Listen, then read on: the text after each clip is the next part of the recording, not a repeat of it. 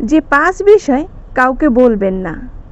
আপনি যদি কোথাও অপমানিত হন, সেই কথা কাউকে বলবেন না, কারণ যাকে বলবেন সে ব্যক্তির কাছে আপনি সম্মান হারাতে পারেন এবং সেই ব্যক্তি মনে মনে মজা নিতে পারে। আপনার যদি কোনো আর্থিক ক্ষতি হয়, তবে বাইরের কাউকে বলবেন না।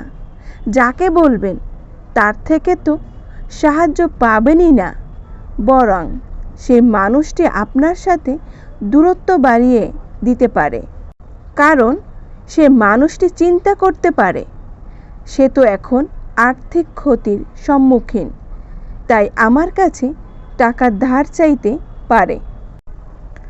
আপনার কাছে কত টাকা আছে, কত বেতন পান, কোথায় বিনিয়োগ করছেন, কত টাকা, সেই কথা কাউকে বলবেন না, কারণ আপনার ভালো অবস্থা জেনে যে কেউ আপনাকে বিপদে ফেলতে পারে।